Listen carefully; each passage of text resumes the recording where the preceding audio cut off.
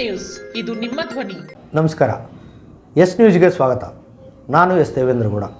ಇಂದಿನ ಮುಖ್ಯಾಂಶಗಳು: ಇಡೀ ದೇಶಕ್ಕೆ ನಿರಾಶಾದಾಯಕ, ನಷ್ಟದಾಯಕ ಮತ್ತು ಹಾನಿಕಾರಕ ಬಜೆಟ್. ಸಿಎಂ ಸಿದ್ದರಾಮಯ್ಯ ಟೀಕೆ. ಸುಖೋ ಬ್ಯಾಂಕ್ ಪಕ್ಕ ವ್ಯಾಪಾರಸ್ಥರಿಗೆ ತಾತ್ಕಾಲಿಕ ವ್ಯವಸ್ಥೆಗೆ ಸಿದ್ಧತೆ. ವಚನ ಸಾಹಿತ್ಯವನ್ನು ರಕ್ಷಿಸಿ ಉಳಿಸಿ ಬೆಳೆಸಿದ ಮಡಿವಾಳ ಮಾಚಿದೇವ. ನಿರುಪಾದಪ್ಪ ಕುಡಿಹಾಳ್. ಫೆಬ್ರವರಿ 5ಕ್ಕೆ ಜೋಡೆತ್ತು ಕೃಷಿಕರ ಸಮಾವೇಶ, ಯಶಸ್ವಿಗೆ ಕರೆ. ವಿದ್ಯಾರ್ಥಿನಿ ಶಿಫಾಳ ಕೊಲೆಯನ್ನು ತೀವ್ರವಾಗಿ ಖಂಡಿಸಿದ ಖಾಸಗಿ ಶಾಲಾ ಕಾಲೇಜು ಒಕ್ಕೂಟ. ವಾರ್ತೆಗಳ ವಿವರ.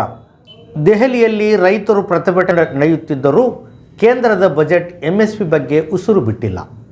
ರೈತ ಸಮುದಾಯಕ್ಕೆ ಅತ್ಯಂತ ದೊಡ್ಡ ದ್ರೋಹ ಇದು. ಕೇಂದ್ರ ಹಣಕಾಸು ಸಚಿವೆ ನಿರ್ಮಲಾ ಸೀತಾರಾಮನ್ ಅವರು ಇಂದು ಮಂಡಿಸಿದ 2025-26ನೇ ಸಾಲಿನ ಕೇಂದ್ರ ಬಜೆಟ್ ಬಗ್ಗೆ ಮಾನ್ಯ ಮುಖ್ಯಮಂತ್ರಿಗಳು ಸಿದ್ದರಾಮಯ್ಯ ಅವರು ತೀವ್ರ ಬೇಸರ ವ್ಯಕ್ತಪಡಿಸಿದರು. ಆದಾಯ ತೆರಿಗೆಯ ಮಿತಿ 12 ಲಕ್ಷ ರೂಪಾಯಿಗಳಿಗೆ ಏರಿಸಿರುವುದನ್ನು ಕೊಂಡಾಡಲಾಗುತ್ತಿದೆ. ನಮ್ಮಲ್ಲಿ ಕಳೆದ ಹಣಕಾಸು ವರ್ಷದಲ್ಲಿ ಆದಾಯ ತೆರಿಗೆ ಪಾವತಿ ಮಾಡಿದವರು ಕೇವಲ 8.9 ಕೋಟಿ ಜನ. ಇದು ನಮ್ಮ ಒಟ್ಟು ಜನಸಂಖ್ಯೆಯ 6.64%. ಅವರಲ್ಲಿ 4.90 ಕೋಟಿ ಜನ 0 ತೆರಿಗೆ ಪಾವತಿದಾರರು.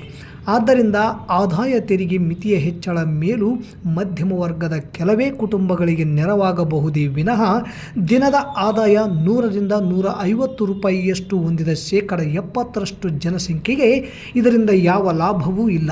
2024-25ರ ಬಜೆಟ್ಟಿನ ಮೊತ್ತ 47,16,000 ಕೋಟಿಯಾಗಿತ್ತು. 1,04,000 ಕೋಟಿ ತೆರಿಗೆ ಕಡಿಮೆಯಾಯಿತು. ತೆರಿಗೆ ಅವರ ನಿರೀಕ್ಷೆಯಂತೆ ಸಂಗ್ರಹ ಆಗಿಲ್ಲ ಅಂತಲೇ ಅರ್ಥ. ಈ ಸಾಲಿನ 50,65,345 ಕೋಟಿ ಬಜೆಟ್ ಗಾತ್ರದಲ್ಲಿ ಸಾಲದ ಪ್ರಮಾಣವೇ 15,68,936 ಕೋಟಿಯಷ್ಟಿದೆ. ಇದರಲ್ಲಿ ಬಡ್ಡಿಗೆ 12,70,000 ಕೋಟಿ ಹೋಗುತ್ತಿದೆ. ದೇಶದ ಸಾಲ 202 ಲಕ್ಷ ಕೋಟಿಯಿಂದ 205 ಲಕ್ಷ ಕೋಟಿಯವರೆಗೂ ಆಗಿದೆ ಎಂದು ವಿವರಿಸಿದರು. ಪ್ರಧಾನಿ ನರೇಂದ್ರ ಮೋದಿ ನೇತೃತ್ವದ ಬಿಜೆಪಿ ಸರ್ಕಾರದ 11 ಬಜೆಟ್ಗಳನ್ನು ನೋಡುತ್ತಾ ಬಂದ ನಮಗೆ 12ನೇ ಬಜೆಟ್ ಬಗ್ಗೆ ಹೆಚ್ಚಿನ ನಿರೀಕ್ಷೆ ಇರಲಿಲ್ಲ. ಇದು ಅವರೇ ಆಗಾಗ ಹೇಳಿಕೊಳ್ಳುತ್ತಿರುವ ವಿಕಸಿತ ಭಾರತದ ಬಜೆಟ್ ಅಲ್ಲ, ಅವನತಿ ಭಾರತದ ಬಜೆಟ್. ಅಭಿವೃದ್ಧಿಯ ಪಥದಲ್ಲಿ ಮುನ್ನಡೆಯುತ್ತಿದ್ದ ಭಾರತವನ್ನು ಮೋದಿ ನೇತೃತ್ವದ ಬಿಜೆಪಿ ಸರ್ಕಾರ ಹಿಂದಕ್ಕೆ ಎಳೆದೊಯ್ಯುತ್ತಿದೆ. ಇದು ಯಥಾ ಪ್ರಕಾರ ಕರ್ನಾಟಕದ ಪಾಲಿಗೆ ಮಾತ್ರವಲ್ಲ, ಇಡೀ ದೇಶಕ್ಕೆ ನಿರಾಶಾದಾಯಕ, ನಷ್ಟದಾಯಕ ಮತ್ತು ಹಾನಿಕಾರಕ ಬಜೆಟ್ ಎಂದು ಟೀಕಿಸಿದರು. ಈ ಬಾರಿಯ ಬಜೆಟ್ನಲ್ಲಿ ಕರ್ನಾಟಕದ ಜನತೆ ಏನನ್ನು ನಿರೀಕ್ಷಿಸುತ್ತಿದ್ದಾರೆ ಎಂಬ ವಿವರವಾದ ಬೇಡಿಕೆಯ ಪಟ್ಟಿಯನ್ನು ಹಣಕಾಸು ಖಾತೆ ಸಚಿವ ನಿರ್ಮಲಾ ಸೀತಾರಾಮನ್ ಅವರಿಗೆ ಸಲ್ಲಿಸಿದ್ದೆ. ಬಹುಶಃ ಆ ಬೇಡಿಕೆಯ ಪಟ್ಟಿಯನ್ನು ಅವರು ಕಣ್ಣೆತ್ತಿಯೂ ಕೂಡ ನೋಡಿದ ಹಾಗೆ ಇಲ್ಲ ಎಂದು ಹರಿಹಾಯ್ದಿದ್ದಾರೆ.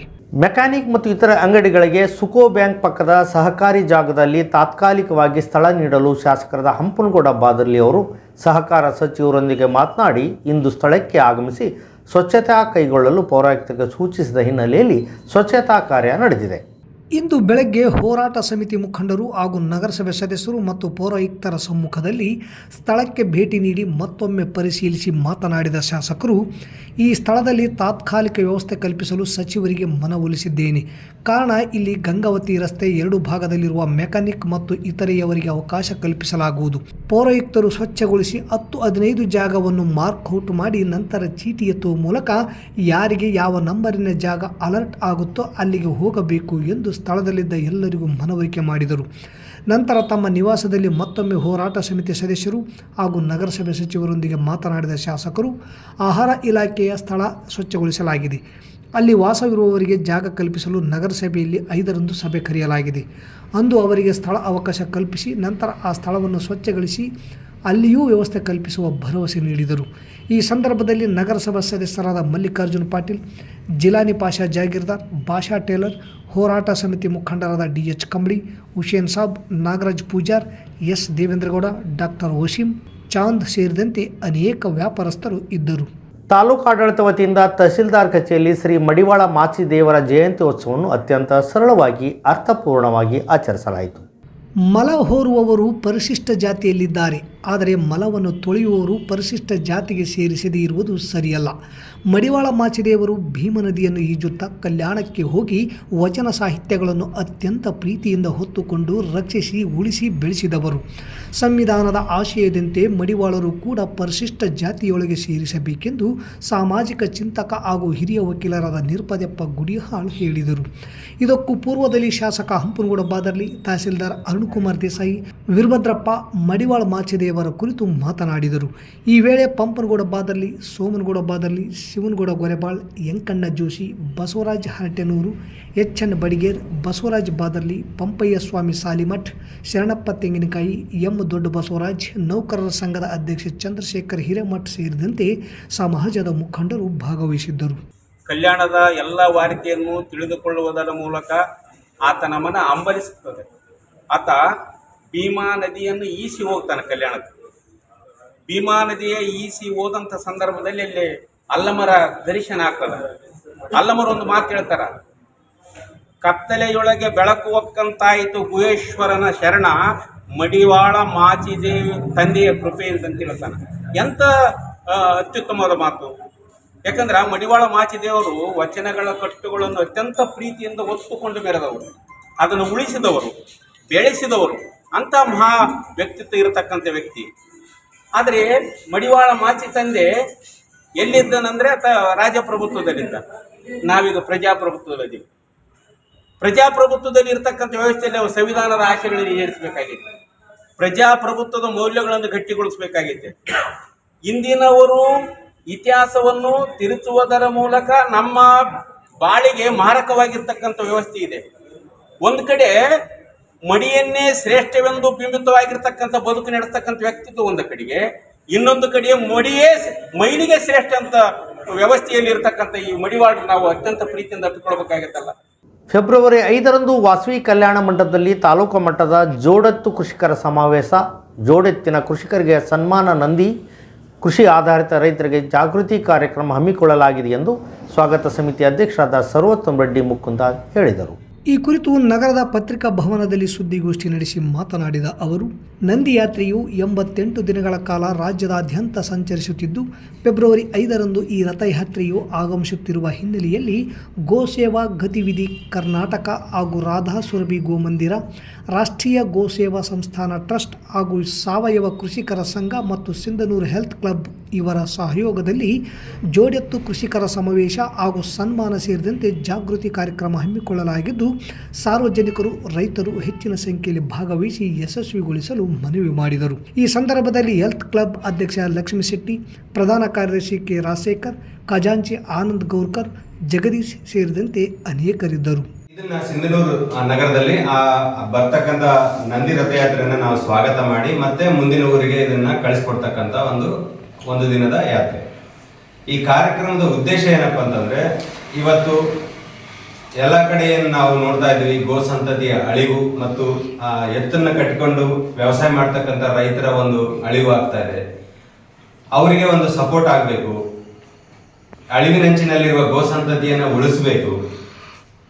ಕಾಡಿನಲ್ಲಿರುವ ಏನು ಪ್ರಾಣಿಗಳಿದ್ದಾವೆ, ಪಕ್ಷಿಗಳಿದ್ದಾವೆ, ಮೂಕ ಜೀವಿಗಳಿದ್ದಾವೆ, ಅವುಗಳನ್ನ ರಕ್ಷಣೆ ಮಾಡಲಿಕ್ಕೆ ಸರ್ಕಾರ ಸಪೋರ್ಟ್ ಆಗ್ತಾ ಇದೆ. ಮತ್ತೆ ಹಲವು ಕಾನೂನುಗಳನ್ನ ರಚನೆ ಮಾಡ್ತಾ ಇದೆ.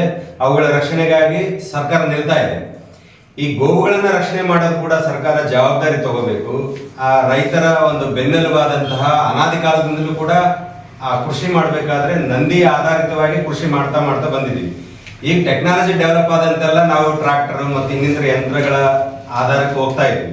ವಿದ್ಯಾರ್ಥಿನಿ ಶಿಫಾಳ ಕೊಲೆ ಖಂಡಿಸಿ ತಾಲೂಕಾ ಖಾಸಗಿ ಶಾಲಾ ಕಾಲೇಜು ಒಕ್ಕೂಟದ ವತಿಯಿಂದ ನಗರದ ಪತ್ರಿಕಾ ಭವನದಲ್ಲಿ ಇಂದು ಸುದ್ದಿಗೋಷ್ಠಿ ನಡೆಸಲಾಯಿತು. ಒಕ್ಕೂಟದ ಅಧ್ಯಕ್ಷ ವೈ ನರೇಂದ್ರನಾಥ ಮಾತನಾಡಿ, ಎಷ್ಟೋ ಕನಸುಗಳನ್ನು ಇಟ್ಟುಕೊಂಡು ಪಕ್ಕದ ಲಿಂಗಸಗೂರು ತಾಲೂಕಿನಿಂದ ಸಿಂಧನೂರು ನಗರಕ್ಕೆ ಬಂದು ಡಿಗ್ರಿ ಕಾಲೇಜಿನಲ್ಲಿ ಉನ್ನತ ವ್ಯಾಸಂಗ ಮಾಡುತ್ತಿದ್ದ ವಿದ್ಯಾರ್ಥಿನಿ ಶಿಫಾಳು ದುಷ್ಟನ ಕೈಯಿಂದ ಬರ್ಭರವಾಗಿ ಕೊಲೆಯಾಗಿರುವುದು ಅತ್ಯಂತ ವಿಷಾದನೀಯ. ತನಗೆ ಬೇಕಾದದ್ದನ್ನು ದಕ್ಕಿಸಿಕೊಳ್ಳಬೇಕು ಎನ್ನುವ ದುಷ್ಟತನ ದೊರೆಯದೇ ಇದ್ದಲ್ಲಿ ಕೊನೆಗಾಣಿಸಬೇಕು ಎನ್ನುವ ಮೃಗೀಯ ವರ್ತನೆಯನ್ನು ವೈದ್ಯಕೀಯ ಭಾಷೆಯಲ್ಲಿ ಸೈಕೋ ಎಂದು ಹೇಳಬಹುದು. ನೊಂದ ಕುಟುಂಬದ ಸದಸ್ಯರಿಗೆ ಸಹಾನುಭೂತಿಯನ್ನು ವ್ಯಕ್ತಪಡಿಸುತ್ತೇವೆ ಎಂದರು. ನಂತರ ಎಂ ದೊಡ್ಡ ಬಸವರಾಜ್ ಮಾತನಾಡಿ, ಮಹಿಳೆ ತನ್ನ ಇಚ್ಛೆಯಂತೆ ಬದುಕುವ, ತನ್ನ ಆಸೆಯಂತೆ ಜೀವನ ರೂಪಿಸಿಕೊಳ್ಳುವ ಹಕ್ಕುಗಳನ್ನು ಹತ್ತಿಕ್ಕುವ ಅಧಿಕಾರ ಯಾರಿಗೆ ಇಲ್ಲವೆಂಬುದು ಒಕ್ಕೂಟದ ಏಕಾಭಿಪ್ರಾಯವಾಗಿದೆ.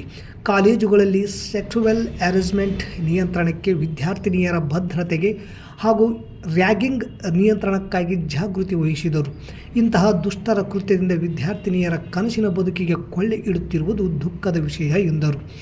ಮತ್ತೋರ್ವ ಒಕ್ಕೂಟದ ಸದಸ್ಯ ಗೌತಮ್ ಮೆಹ್ತಾ ಮಾತನಾಡಿ, ಪ್ರತಿಯೊಂದು ಶಾಲಾ ಕಾಲೇಜುಗಳು ಸಹ ಇಂತಹ ಘಟನೆಗಳು ಮರುಕಳಿಸದೆ ರೀತಿಯಲ್ಲಿ ಮುಂಜಾಗ್ರತವಾಗಿ ಒಕ್ಕೂಟವು ಸೇರಿದಂತೆ ಎಲ್ಲ ಇಲಾಖೆಗಳು ವಿದ್ಯಾರ್ಥಿನಿಯರ ಅಭ್ಯಾಸಕ್ಕೆ ತೊಂದರೆಯಾಗದಂತೆ ದುಷ್ಟರ ಕೈಯಿಂದ ರಕ್ಷಿಸಲು ಕ್ರಮ ವಹಿಸಬೇಕು ಎಂದರು. ಈ ಸಂದರ್ಭದಲ್ಲಿ ಆರ್.ಸಿ. ಪಾಟೀಲ್, ಅನಿಲ್ ಕುಮಾರ್, ಸತೀಶ್, ಅನಿಲ್ ರಾಜು, ಅಗ್ನಿ ಶ್ರೀಧರ್, ಬಸವರಾಜ್ ಸೇರಿದಂತೆ ಖಾಸಗಿ ಶಾಲಾ ಕಾಲೇಜುಗಳ ಒಕ್ಕೂಟದ ಸದಸ್ಯರು ಉಪಸ್ಥಿತರಿದ್ದರು. ಶಾಲಾ ಕಾಲೇಜ್ ಅದನ್ನು ಮಾಡಲಿ ಅಂತ ಅದನ್ನು ಒಂದು ಹೇಳಿದ್ದೇವೆ. ಜೊತೆಗೆ ಮತ್ತು ಇನ್ನು ಮುಂದುವರೆದು ಅಲ್ಲಿ ವಾಚ್ಮ್ಯಾನ್ ಅಥವಾ ಗೇಟ್ ಕೀಪರ್ ಅಂತ ಏನು ಹೇಳ್ತೀವಲ್ಲ, ಅವ್ರದ್ದು ಗೇಟಿಗೆ ಅಲ್ಲಿ ಕೂಡಿಸಿದ್ರೆ ಸ್ಟೂಡೆಂಟು ಮತ್ತು ಸ್ಟಾಫು ಮತ್ತು ಪಾಲಕರು ಗುರುತು ಇರದೇ ಇರ್ತಕ್ಕಂಥವ್ರು ಬಂದ್ರೆ ಅದು ಪರ್ಮಿಷನ್ HOD ಅಥವಾ ಪ್ರಿನ್ಸಿಪಾಲ್ರದ್ದು ಪರ್ಮಿಷನ್ ತಗೊಂಡು ಅವ್ರನ್ನ ಒಳಗಡೆ ಬರ್ತಕ್ಕಂಥದ್ದು ಹೋಗ್ತಕ್ಕಂಥದ್ದು ಆ ಥರದ ಕೆಲವೊಂದು ಮುನ್ನೆಚ್ಚರಿಕೆ ಕ್ರಮಗಳನ್ನು ಈಗಾಗಲೇ ಎಲ್ಲರಿಗೂ ನಾವು ರಿಕ್ವೆಸ್ಟ್ ಮಾಡ್ಕೊಂಡು ಅದನ್ನು ಮಾಡಬಹುದು. ಒಂದು ಇನ್ನೂ ಪೂರಕವಾದಂಥ ವಿಷಯಗಳನ್ನ ನಾವೆಲ್ಲ ಕ್ರೋಢೀಕರಣ ಮಾಡಿಬಿಟ್ಟು ಎಲ್ಲರಿಗೂ ರಿಕ್ವೆಸ್ಟ್ ಮಾಡ್ತಾ ಇದ್ವಿ. ಜೊತೆಗೆ ಈ ಒಂದು ಕೃತ್ಯವನ್ನು ನಾವು ಖಂಡಿತವಾಗಿ ನಾವು ಇದನ್ನು ಖಂಡಿಸ್ತಾ ಇದ್ದೀವಿ. ಏನು ಪೈಶಾಚಿಕ ಮನೋಭಾವನೆಯ ವ್ಯಕ್ತಿ ಮಾಡಿದಂಥ ಈ ಒಂದು ಕೃತ್ಯ ಮುಂದೆ ಭವಿಷ್ಯದಲ್ಲಿ ಬಾಳಿ ಬದುಕಬೇಕಾದಂಥ ಒಂದು ಕನಸುಗಳನ್ನ ಹೊತ್ಕೊಂಡಂಥ ಒಬ್ಬ ವಿದ್ಯಾರ್ಥಿನಿ ಆಗಿರ್ತಕ್ಕಂಥ ಒಂದು ಘಟನೆ ಕೇವಲ ಒಬ್ಬ ವಿದ್ಯಾರ್ಥಿನಿ ಅಂತಲ್ಲ, ನಾಗರಿಕ ಸಮಾಜದಲ್ಲಿ ಇರ್ತಕ್ಕಂಥ ಪ್ರತಿಯೊಬ್ಬರಿಗೆ ನಮಗೆ ನಾಚಿಕೆ ತರ್ತಕ್ಕಂಥ ವಿಷಯ. ಹೊಸ ಪಿಂಚಣಿ ಯೋಜನೆಯನ್ನು ರದ್ದುಗೊಳಿಸಿ ನೌಕರರ ಸಂವಿಧಾನಬದ್ಧ ಹಕ್ಕುಗಾಗಿರುವ ಹಳೆ ಪಿಂಚಣಿ ಯೋಜನೆ ಜಾರಿಗೊಳಿಸಬೇಕೆಂದು ಕರ್ನಾಟಕ ರಾಜ್ಯ NPS ನೌಕರ ಸಂಘದ ಅಧ್ಯಕ್ಷ ದುರ್ಗಪ್ಪ ಗುಡದೂರ್ ಆಗ್ರಹಿಸಿದ್ದಾರೆ. ನಗರದ ಅಂಚೆ ಕಚೇರಿ ಮುಂಭಾಗದಲ್ಲಿ ಕರ್ನಾಟಕ ರಾಜ್ಯ ಸರ್ಕಾರಿ NPS ನೌಕರರ ಸಂಘದ ತಾಲೂಕು ಸಮಿತಿ ವತಿಯಿಂದ ಅಂಚೆ ಕಚೇರಿ ಮುಂಭಾಗದಲ್ಲಿ ಪತ್ರ ಚಳವಳಿ ಅಭಿಯಾನವನ್ನು ಹಮ್ಮಿಕೊಳ್ಳಲಾಗಿತ್ತು. 2006ರಿಂದ ಪ್ರಾರಂಭವಾದ ಹೊಸ ಪಿಂಚಣಿ ಯೋಜನೆಯನ್ನು ರದ್ದುಗೊಳಿಸಿ ಹಳೆ ಪಿಂಚಣಿ ಯೋಜನೆ ಜಾರಿಗೊಳಿಸುವಂತೆ ಒತ್ತಾಯಿಸಿ ಹಲವಾರು ವರ್ಷಗಳಿಂದ ಪ್ರತಿಭಟಿಸುತ್ತಾ ಬಂದಿದೆ. ಚುನಾವಣಾ ಪೂರ್ವದಲ್ಲಿ ಎಲ್ಲ ಪಕ್ಷಗಳು ನಮ್ಮ ಬೇಡಿಕೆ ಈಡೇರಿಸುವ ವಾಗ್ದಾನವನ್ನು ನೀಡಿದ್ದವು. ಆದರೆ ಹುಸಿಯಾಗಿದ್ದು ಸಂವಿಧಾನಬದ್ಧ ನೌಕರರ ಹಕ್ಕಾಗಿರುವ ಹಳೆ ಪಿಂಚಣಿ ಯೋಜನೆ ಜಾರಿಗೊಳಿಸುವವರೆಗೂ ನಮ್ಮ ಹೋರಾಟ ನಿರಂತರವಾಗಿರುತ್ತದೆ. ಈ ಪತ್ರ ಚಳವಳಿ ಮೂಲಕ ಮುಖ್ಯಮಂತ್ರಿಗಳಿಗೆ ಒತ್ತಾಯಿಸಲಾಗಿದ್ದು ಕೂಡಲೇ ನಮ್ಮ ಬೇಡಿಕೆಗಳನ್ನು ಈಡೇರಿಸಬೇಕೆಂದು ಆಗ್ರಹಿಸಿದರು. ಈ ವೇಳೆ ಜಗದೀಶ್ ಈಡಿಗ, ಶಂಕರದೇವ ಹಿರೇಮಠ್, ಅಯ್ಯಪ್ಪ, ನೌಕರರ ಸಂಘದ ಗೌರವಾಧ್ಯಕ್ಷ ಪರಸಪ್ಪ ಪಗಡದಿನ್ನಿ, ಅನುದಾನಿತ ಶಿಕ್ಷಕರ ಸಂಘದ ಜಿಲ್ಲಾಧ್ಯಕ್ಷ ಪಂಪಾಪತಿ, ಹುಸೇನಪ್ಪ ಗೊರೆಬಾಳ್, ಗಂಗಪ್ಪ ಪೂಜಾರ್, ಬಸವರಾಜ್ ಜವಳಗೆರ, ಶ್ರೀಕಾಂತ್, ಸಿದ್ದಲಿಂಗಯ್ಯ, ಹನುಮೇಶ್, ಮಾರುತಿ, ಚಿದಾನಂದ, ಯಮನೂರಪ್ಪ, ಯಲ್ಲಪ್ಪ ಸೇರಿದಂತೆ ಅನೇಕರಿದ್ದರು. ಮತ್ತೊಮ್ಮೆ ಮುಖ್ಯಾಂಶಗಳು. ಇಡೀ ದೇಶಕ್ಕೆ ನಿರಾಶಾದಾಯಕ, ನಷ್ಟದಾಯಕ ಮತ್ತು ಹಾನಿಕಾರಕ ಬಜೆಟ್, ಸಿಎಂ ಸಿದ್ದರಾಮಯ್ಯ ಟೀಕೆ. ಸುಖೋ ಬ್ಯಾಂಕ್ ಪಕ್ಕ ವ್ಯಾಪಾರಸ್ಥರಿಗೆ ತಾತ್ಕಾಲಿಕ ವ್ಯವಸ್ಥೆಗೆ ಸಿದ್ಧತೆ. ವಚನ ಸಾಹಿತ್ಯವನ್ನು ರಕ್ಷಿಸಿ ಉಳಿಸಿ ಬೆಳೆಸಿದ ಮಡಿವಾಳ ಮಾಚಿದೇವ, ನಿರುಪಾದಪ್ಪ ಗುಡಿಹಾಳ್. ಫೆಬ್ರವರಿ 5ಕ್ಕೆ ಜೋಡೆತ್ತು ಕೃಷಿಕರ ಸಮಾವೇಶ, ಯಶಸ್ವಿಗೆ ಕರೆ. ವಿದ್ಯಾರ್ಥಿನಿ ಶಿಫಾಳ ಕೊಲೆಯನ್ನು ತೀವ್ರವಾಗಿ ಖಂಡಿಸಿದ ಖಾಸಗಿ ಶಾಲಾ ಕಾಲೇಜು ಒಕ್ಕೂಟ. ಇಲ್ಲಿಗೆ ವಾರ್ತಾ ಪ್ರಸಾರ ಮುಕ್ತಾಯವಾಯಿತು. ನಿರಂತರ ಸುದ್ದಿಗಾಗಿ ವೀಕ್ಷಿಸಿ ಎಸ್ ನ್ಯೂಸ್. ಇದು ನಿಮ್ಮ ಧ್ವನಿ. ನಮಸ್ಕಾರ.